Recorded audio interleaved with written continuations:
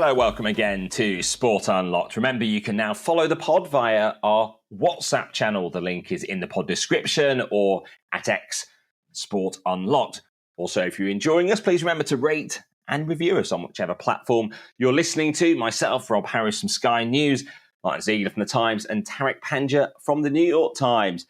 Now, I think we are now unwitting creative musical influencers at FIFA. I've always wanted to be an influencer, and it's finally arrived. Well, actually, Tariq, you're the influencer.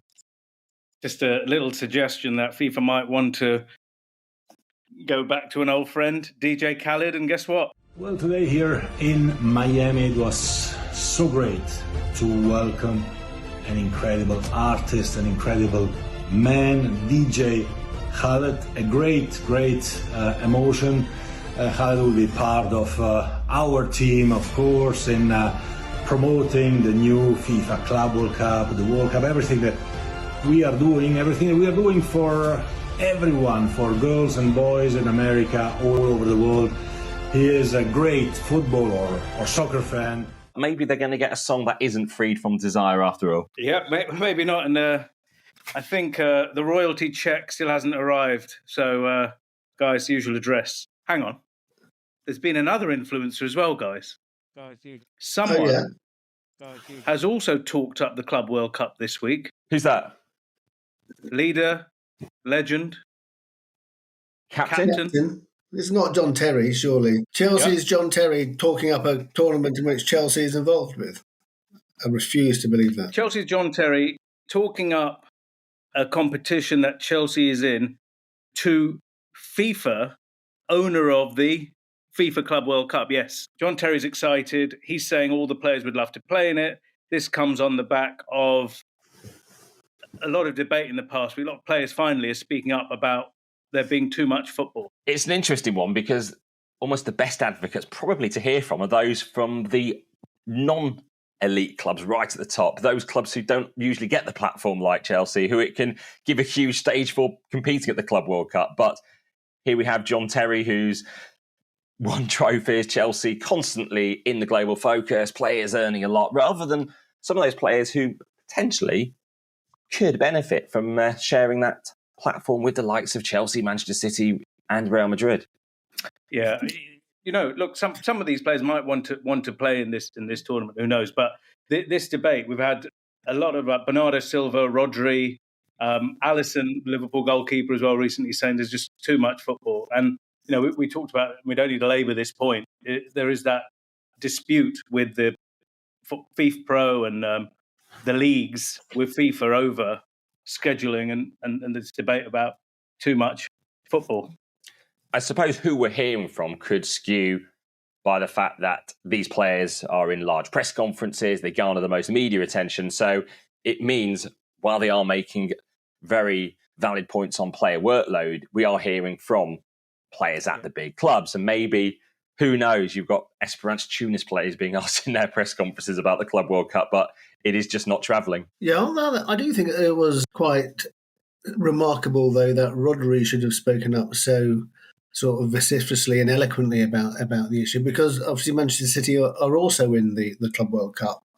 So, here's somebody who might be, think actually, I shouldn't talk about overplaying because we're in this new tournament. But he certainly wasn't reluctant to do so. Maybe one day when he gets added after he finishes to the FIFA Legends roster, he might speak differently about events like this. Guys, this reminds me, do you remember when that debate about the biennial World Cup reared its head?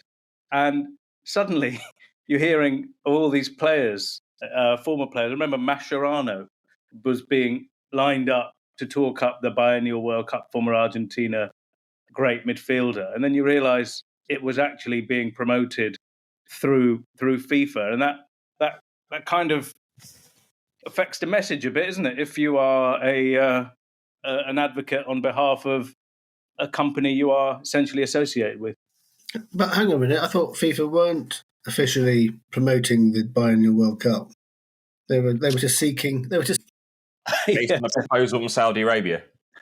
Yes, yeah, and that we're not going to see that, at least in the short term. But the Club World Cup is going to happen, guys. You can't see it not happening, can you? Absolutely, but FIFA needs broadcasters to show it rather than using their own platform. And Gianni Infantino, fresh from his meeting with DJ Khaled in Miami, convened a call of global broadcasters to pitch the plan to them. It was on Zoom. We saw a video on Gianni Infantino's Insta afterwards, blurring some of the faces, but partially blurred. And one TV executive we know who was on the call was the beIN boss Nasser Al-Khelaifi, but apparently this time in his role as chair of the European Club Association. And also there were clubs apparently on this call backing the tournament. No sign, though, of John Terry, it seems. And back to those advocacy quotes. What we are discussing here is if a player wants to advocate for something, in this case a Club World Cup, well, that would be enhanced if they're speaking independently and not through FIFA as organisers themselves. In that way, providing praise themselves rather than us being able to ask about it. For instance, on the Biennial World Cup issue a few years ago, Jill Ellis was working on the strategy for the women's game for FIFA, and she was put up by FIFA to me, but I was able to ask those questions myself. There's no one from FIFA even in the vicinity. And there will be advocates of the Club World Cup, both the men's one and down the line the women's one, but you do want to hear from those people yourselves and ask the questions to extract those opinions independently. There's something inauthentic when it comes across through that medium. But certainly the interventions from Alisson at Liverpool, Rodri at Manchester City, are a sign of that growing confidence of players to use their platform, because for many years FIFPro would put pronouncements out on the state of the game, but the one thing missing was often players themselves, the members being attached to those announcements. So now players seemingly are getting in on the debate. Talk about FIFA, there's been change at FIFA this week. One of the big transfers has not been between clubs, but between UEFA and FIFA, with a new signing, someone who's going to have quite a bit of influence on the way things are run in football, because FIFA have a new chief operating officer. Explain who he is. Kevin Lamour, Deputy Secretary General of UEFA. He'd been there for a number of years and is quite well respected. So it is a bit of a coup for FIFA, but it is another old UEFA colleague of Gianni Infantino's moving across from Nyon to Zurich. So we've had in the past Alistair Bell, the head of legal, who went there, who recently left that role as Deputy Secretary General at FIFA. And of course, Matthias Grafström, who was formalised earlier this year as the new Secretary General at FIFA. Rob, he's got quite a portfolio though, right? Yeah, according to the correspondence that went round FIFA, he's going to be overseeing a number of divisions and subdivisions: audit and advisory, communications, interesting one for us, finance, legal and compliance, member associations, people, technology and operations, and social responsibility and education. I think it's just things like football and competitions that I can see are not on that list, and commercial. Yeah, I mean, obviously we all know Kevin Lamour. He is somebody who sort of is quite apolitical, isn't he? Stays out of the sort of any sort of political arguments. And his a rival at FIFA will also be simultaneously with the departure of Kenny Jean-Marie, the former French naval officer and French civil servant, who was head of the director of the member association. So he's moving on, probably connected to that, because Kevin Lamour is going to be overseeing the member associations himself. It'll be interesting where Kevin will be based, because Kenny, of course, was central to running the operations in that office in Paris. We've talked about that office for a bit in Place de Concorde. That's where member operations was run from. And we've seen FIFA try and diversify its base, with legal moving to Miami, etc. It'll be interesting. But Zeeks, Kevin has an interesting past as well with UEFA, doesn't he? Yeah. So he worked under Platini, and then he left, resigned after the news emerged of this payment that Platini had received from Sepp Blatter, the so-called disloyal payment. And so he left, and then he did return.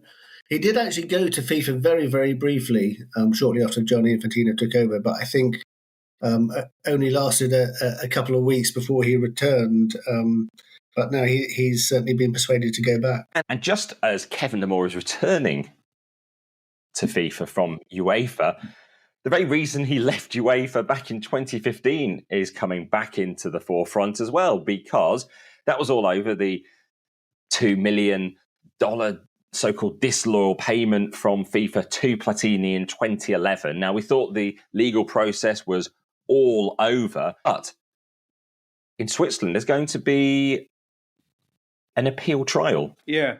I think this seems like a never-ending case. I couldn't tell you how many times this case has come round. But you know what strikes me? I don't know about you guys. When those two people, Blatter and Platini, were in their roles, their importance to the football world was obviously so significant. As the years have gone by, I mean, I kind of shrugged my shoulders when I saw it. I thought, like, kind of, obviously it's serious for them, but it just doesn't feel like a big story anymore. Do you think that's because just time passes? Because we would have been all over that in the past. Yeah, well, Sepp Blatter's 89 now, I think. He's already had the legal case once and won.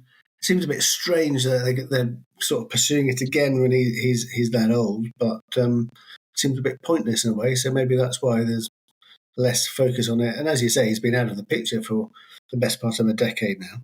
Yeah, and Michel Platini too, of course. He's going to be involved in these charges, and Michel Platini, a great former football player, and genuinely a football legend in his time, one of the best players who played the game. But this again, I kind of shrugged. If he's you can't, because the stain on these two guys' reputations is so kind of big now, isn't it? You just kind of, I don't know, shrug. Yeah, well, because that's why I think it's pointless, because they've paid the penalty. They've lost their very highly paid jobs in football. They're cast out of the football family. So what is the point? Because actually, when you look at it from a legal point of view, I always thought it was a bit pushing it to actually get a criminal conviction. Yeah, Michel Platini's ban from football expired, was it 2019 now? And he's not made a return to the game. We thought perhaps he might be back in the game by now in some role, maybe with a club somewhere. Well, he's personally obviously been really furious about this, because he obviously doesn't think he's done anything wrong and has obviously lost his life as a result of this thing. So for him, it's probably really important to clear his name. But I'm surprised the Swiss, who haven't particularly been active or successful in really pursuing football corruption, given that what we saw in 2015 happened in their country. This one, they're like a dog with a bone. This one, they just keep going. But given the reams of documents and terabytes, do you remember writing that word many times back in the day? Terabytes of data has been taken from FIFA's Zurich headquarters. Really didn't make any serious significant cases, did they? Well, indeed, in this whole Platini Blatter case was all relating to a gentleman's agreement, belated back pay. Was it for advisory work? Was it linked to an election campaign, withdrawal from an election campaign or not? We seem to be going right into the past now, and FIFA insistent they do have better compliance in place and they are a change. FIFA is the insistence on this era.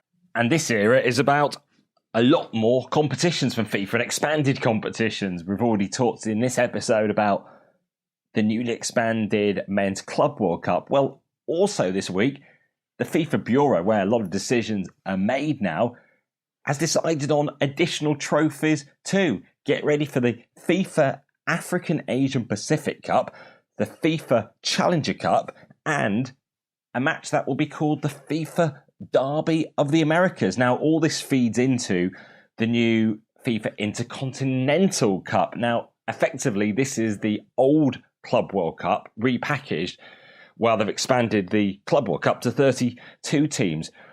This basically involves the 6 continental champions from around the world, and the format might take a bit of getting used to, because the first match is between the Asian champions and the Oceania champions meeting in the UAE. That will be around now if you're already listening to the pod.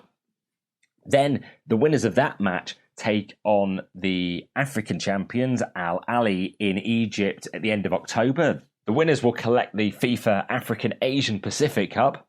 Maybe need a shorter name for that. And then there's another match. This is the FIFA Derby of the Americas between the North and South American champions. That'll be the end of November. And the winners of those two matches will compete for the FIFA Challenger Cup. Keep up.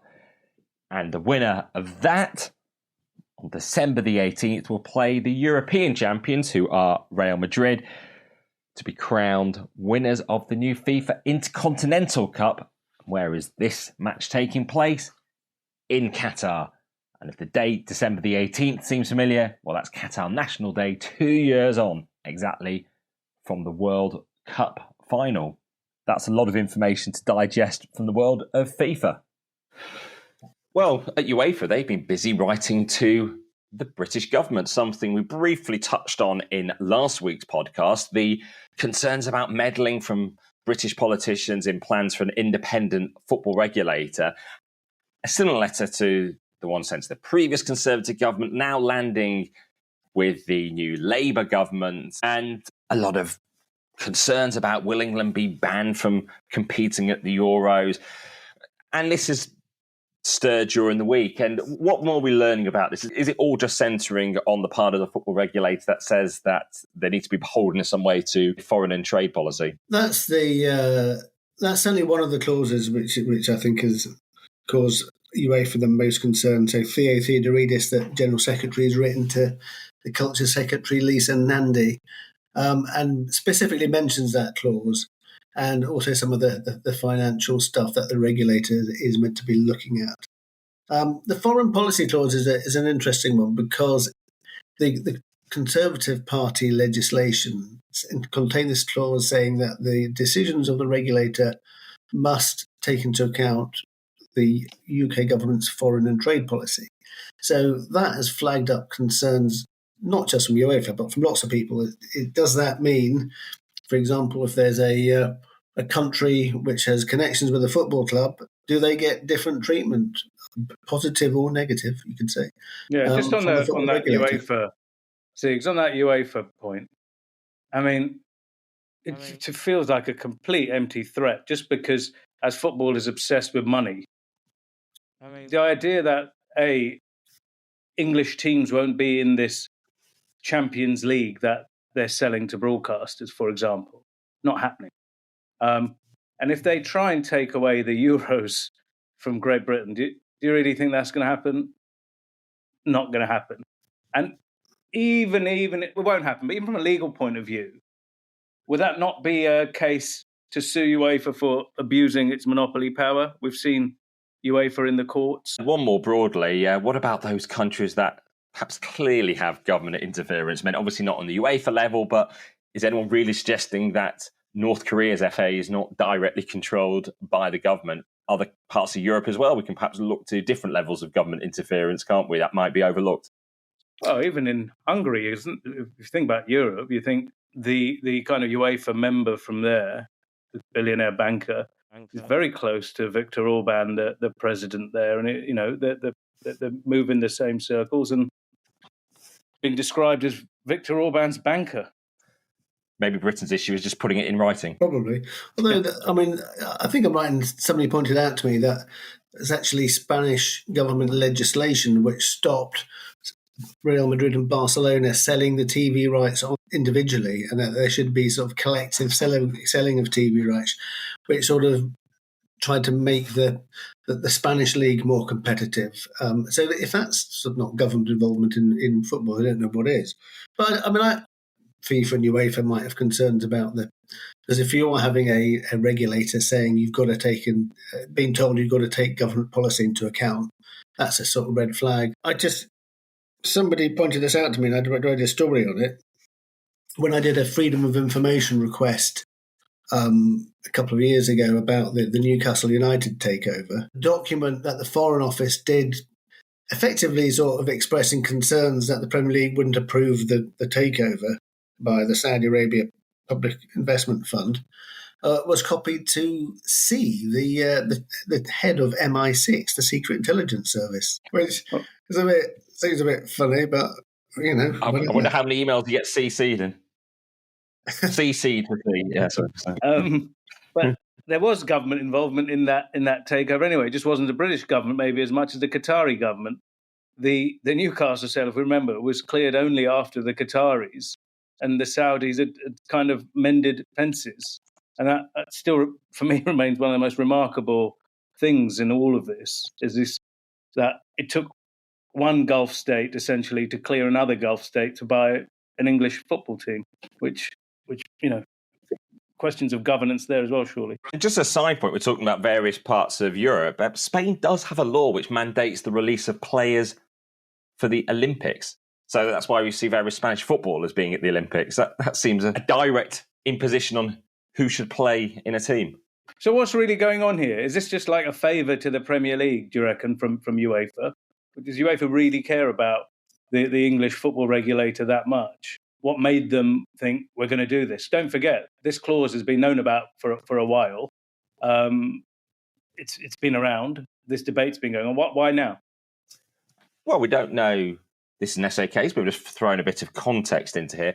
What happened earlier this year at the UEFA Congress? One of the FAs, the English FA, were the ones to go against UEFA's attempted changes to the statutes, weren't they, including around term limits? They were, but actually you would have thought this was what UEFA was doing, was they're sort of helping the English FA in the Premier League, not. So if you were trying to sort of get some sort of, anti-reaction, I don't think this doesn't appear to make much sense. But you say why now? It's because there's a new government, because they sent a similar letter to the Conservative government. Well, we'll see what happens as the bill eventually progresses through Parliament, that football regulator bill.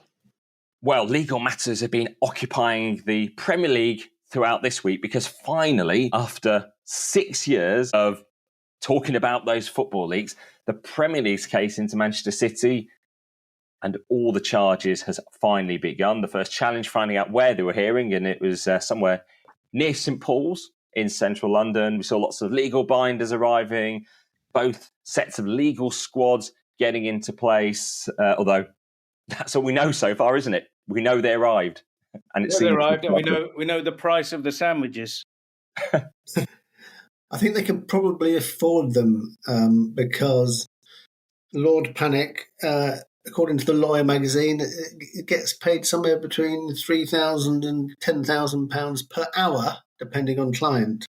So, I think you can probably afford those £13.95 sandwiches. Yeah, and Lord Panic representing Manchester City. Yeah, among those, leading that team. But the venue itself, it's quite pricey as well. Looking at like £1,000 a day or so for a room there, and this thing is slated to go on for about 10 weeks. And guys, we've been calling it the 115 charges case. Is it more than that? Good point. Yes, they're actually 130. So when the original charge sheet was released by the Premier League, a couple of things happened. One was that they made a mistake, and the rule breaches that they put on the charge sheet actually related to the wrong year. So when you looked and saw the charges didn't make sense, and they were forced to issue a correction. So by that time, people already totted up the charges. And I think there was also some of the alleged breaches around reporting financial information. The charges were sort of put together, so where there would have been 3 separate individual clauses that were breached, it was judged as one. So that's why 115 was stated originally. But actually, if you go through every separate clause under the new charge sheet, which was released a few hours afterwards, then it comes to 130. We've got to change the hashtag. It's too late. But it just shows how perhaps if it had been communicated clearer, it would also help with the fans' understanding of the whole case as well, whether you're a City fan or a rival fan or a rival club even, because they are watching on as keenly to discover how this will all end and perhaps when it will end. Yeah, I don't think, by the way, I think I was the first person to tweet panic on the streets of London when he was appointed as their Manchester City's representative. But I'm glad to say it was taken up and has been used in banners at the stadium, and it was also a headline in newspapers this week as well. Also, I noticed it in stickers around London on lampposts. So, well done, Zeeks. Where are you producing those? Well, from my Smiths-related special printing machine. So, any your empire. Alongside all the Sport Unlocked merchandise. And as the City legal case progressed, the players were in Champions League action at the start of this new vast league phase, up from 32 to 36 teams, each club playing 8 matches rather than 6 matches. That's 8 different opponents rather than the same 3 home and away. And it's far too soon, obviously, to form a verdict on this new format after just one set of matches, a couple of lopsided results, even Celtic from Scotland winning 5-1 against Slovan Bratislava the first time they'd opened a sort of group league phase with a win, and 9-2 hammering for Bayern Munich of Dinamo Zagreb. But a few places with quite a few empty seats, Paris Saint-Germain, Manchester City, and elsewhere as well. So, but maybe it's an issue with it being September, maybe because it's a longer group phase, league phase as it is now, so seemingly less jeopardy and people not realising the consequence of having to finish each place higher. It seems to me a sort of a more attractive group format because you're not playing the same 3 teams, there's more variety. It'd be interesting to see what it's like towards the end of the group, though, and whether that drives up the interest. But I suppose the other issue is ticket prices, because we've seen some clubs having Aston Villa, for example. I mean, they played away against the Young Boys, so we don't know what their take-up's going to be. But the ticket prices for their home Champions League matches are just eye-watering. So I was in favour of something different to the group stages when this thing was announced, and then you can kind of see the limitations of this a bit, because it's going to take a while for the league to take shape and for the sense of who's in jeopardy to develop.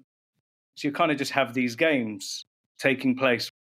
As you said, each team's got a different set of opponents. It might be a bit of a non-story for a few weeks, just random football matches. Hard to get a story to develop in the early parts. I think it might get exciting towards the end, and then you've got that playoff round. What do you guys think? Obviously, it's only been 1 week, but this format, in terms of interest, excitement? I mean, it's helped it being spread out over 3 nights. Even on Wednesday night, I think there were just 4 matches in the 9 p.m. Central European time slot. So there's not a lot of action at the same time, in contrast to what will happen on the final round of matches in January, when there'll be 18 simultaneous games. It gives the Europa League, for instance, its own week next week. So those teams get centre stage. But I think you have to wait for a format to develop. You can't write it off now or say it's perfect after just a few matches.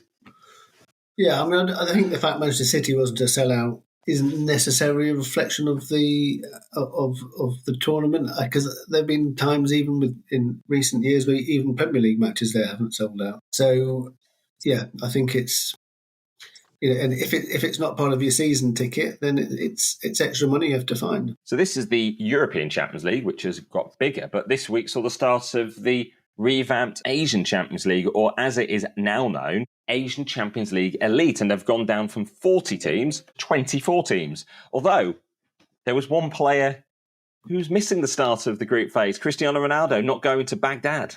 Sorry.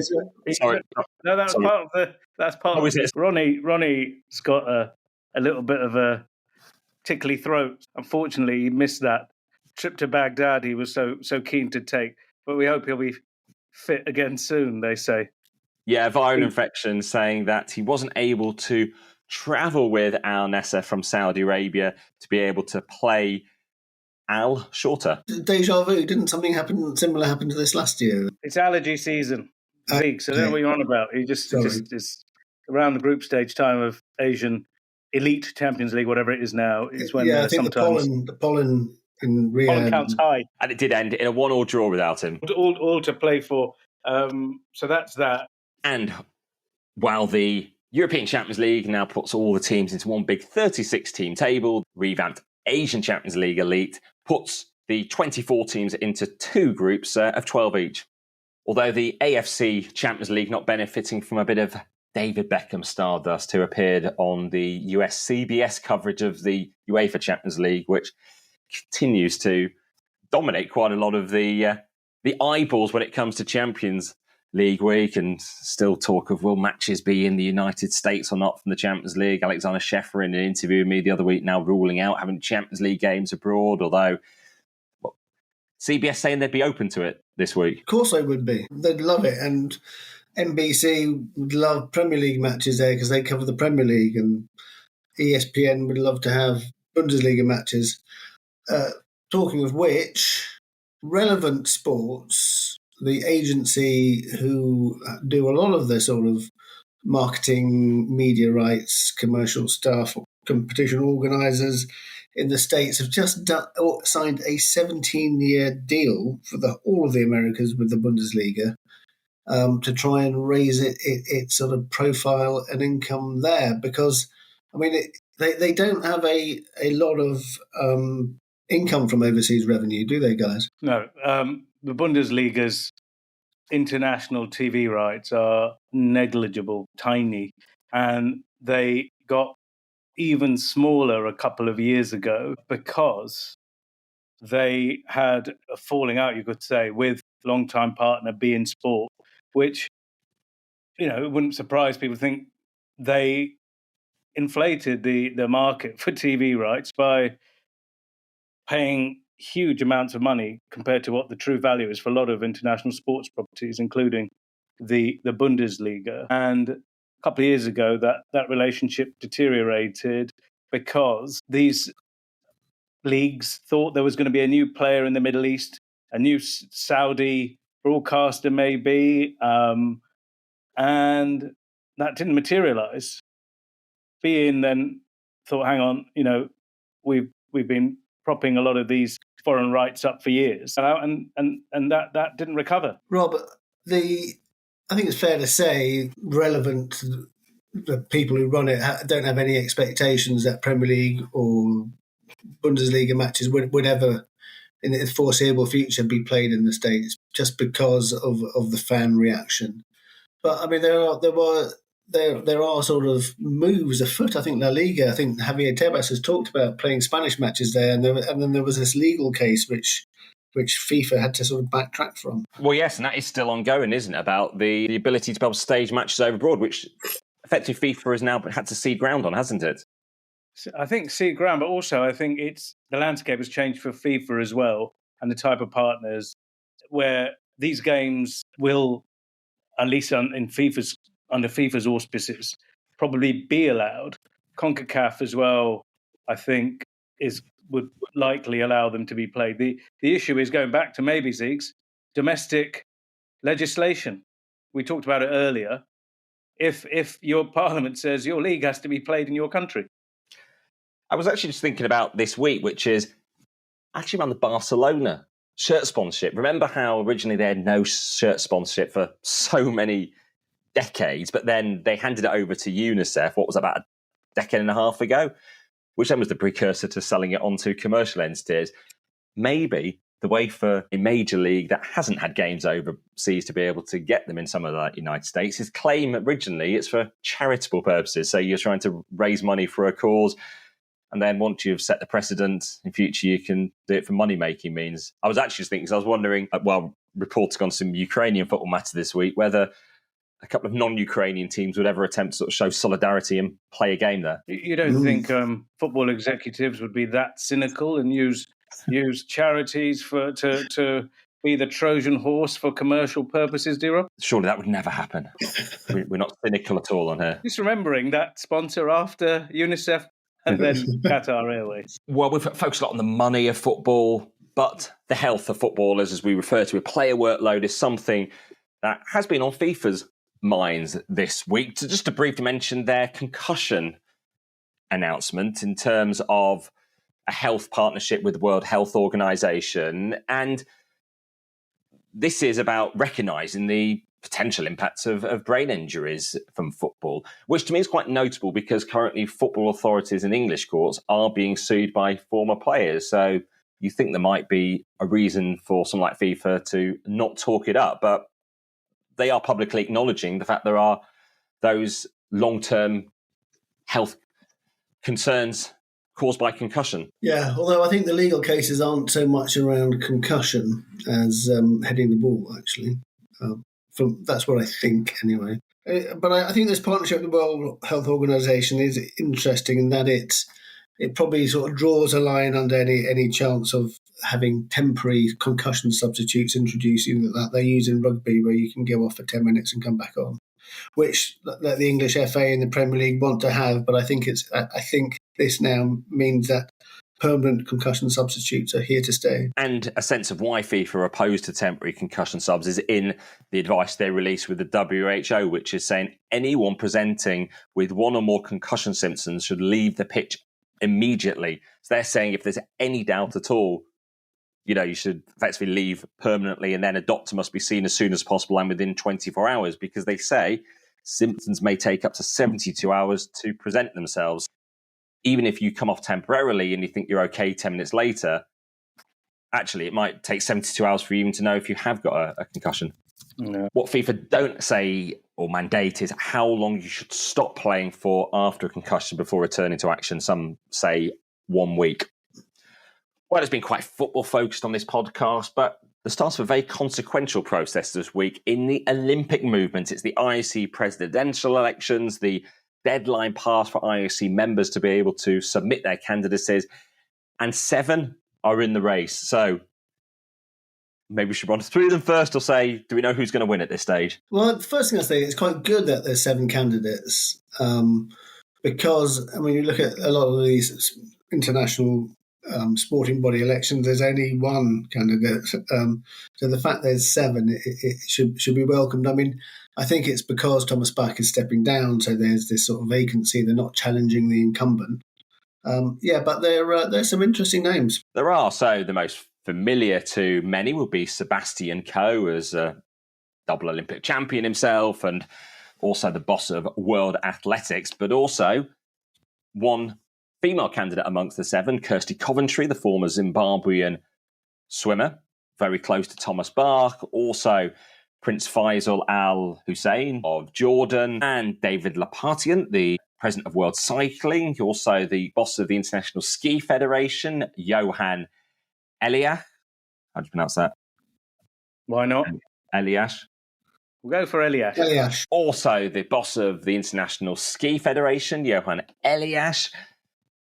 Juan Antonio Samaranch, whose father was the IOC president in the past, and the president of the International Gymnastics Federation, Moriari Watanabe.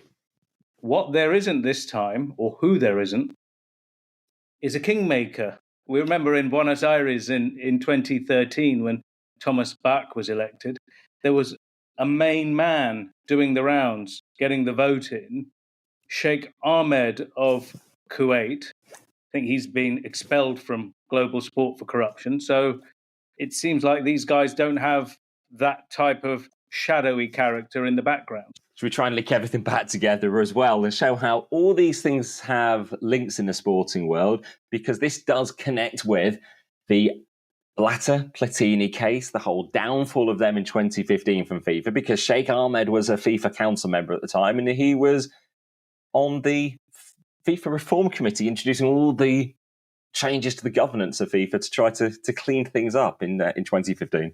Yes, before being convicted of forgery in a Swiss court years later. But it's good that they don't have that sort of figure trying to arrange things behind the scenes, because there are challenges coming up for the IOC.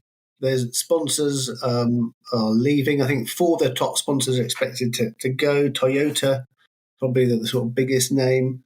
There's a big challenge over TV rights coming up because the market for TV rights isn't particularly good at the moment. the numbers of the IOC administration are just huge now. There's like 1,700 across the world. Faster, higher, stronger, bigger. Yeah, indeed. And in Lausanne alone, since 2019, I think it's gone up from 500 to 700, according to the IOC's website. So that all costs money, and that means less money for the international federations. So it's not going to be easy for whoever takes over. I mean, Kersey Coventry... a lot of those staff, a lot of those staff would be from that venture, this Olympic TV channel, which is based in Madrid. It's cost hundreds of millions, this channel. I don't think I've ever watched it really outside of it being on screens at Olympic media centres and things like that.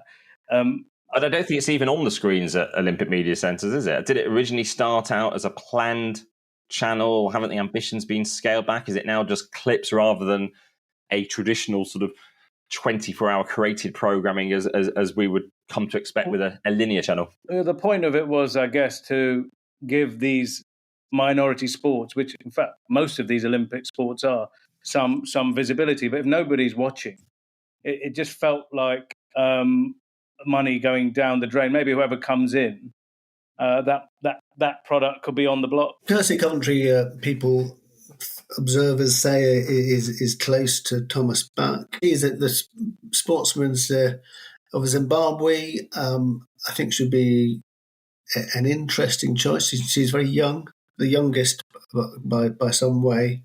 Got a very young family. I think she's had controversies in her time. The government in Zimbabwe there's lots of questions about that. And not least, when she was sports minister, the Zimbabwe FA was suspended by FIFA for government interference. So that's Yeah, as you said, she's a very interesting character in terms of what she represents. Obviously, a former Africa's first swimming gold medalist as an athlete, so elite athlete, would be the first female IOC president and the first from Africa as the first president who's not American or European. Do you think? I mean, it's interesting what the reaction in Africa would be if Kirsty Coventry would be the IOC president, and what sort of backing she'd get from African members. Because the fact that she's a white African rather than a black African, I suppose people might think: do we want the first major figure from Africa to take the presidency of one of the top sports international organisations to be white rather than black as a representative of Africa? Yeah, it will be something that's considered something that will be commented on, obviously, as well. Rob, what does the IOC president actually do? Because there isn't. What's the role? Well, I suppose it also comes back to how busy should the FIFA president be throughout the year. The IOC president has perhaps less visibility between the Olympics every 2 years, summer and winter games. He's perhaps most visible, of course, delivering his speech in the opening ceremonies of the Olympics. Quite a vast audience, although perhaps I would say often that opportunity isn't exactly used. You noticed it at the Paris Games. It was quite a corporate message. I don't think they target it knowing that hundreds of millions of potentially regular sports fans are speaking in that moment. But yeah, what do? They help to, in some way, guide where the Olympics will be. That's certainly how we've ended up with Brisbane for 2032. Also, the introduction of the Olympic Games and a 12-year deal with Saudi Arabia. Big challenges in terms of determining whether medalists should be handed out prize money in terms of reflecting the move by Seb Coe at World Athletics, something that might have put him at odds with many of those IOC members who don't want to give up some of their federations' cash for medalists. They would say it's to redistribute and invest across their sport. But perhaps the biggest task maybe for the IOC president, although you could argue why do they need it, is to maintain the sponsorship and broadcast income and to grow it. They would say to keep some of the sports that don't have the huge profile and income sustainable through the years. Yeah, the Coe Thomas Bach relationship is intriguing background to this. As we said before, that the establishment in the IOC are fairly against Coe, but he is someone who has lots of good connections around the world in sport, and he's got nobody has got his credentials, have they? Double Olympic champion, bid successfully for an Olympics, organised a very successful Olympics, has been head of a national Olympic committee, has been head of a massive international federation, very strong on doping.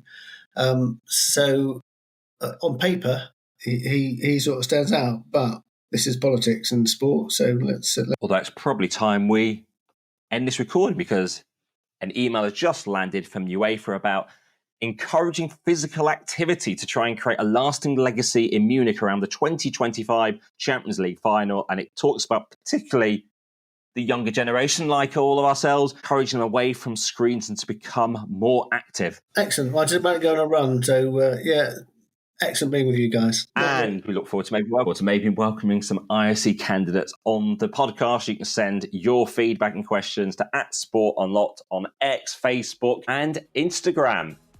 Or you can email us at sportunlockpod@gmail.com. But for now, thank you for listening. Goodbye.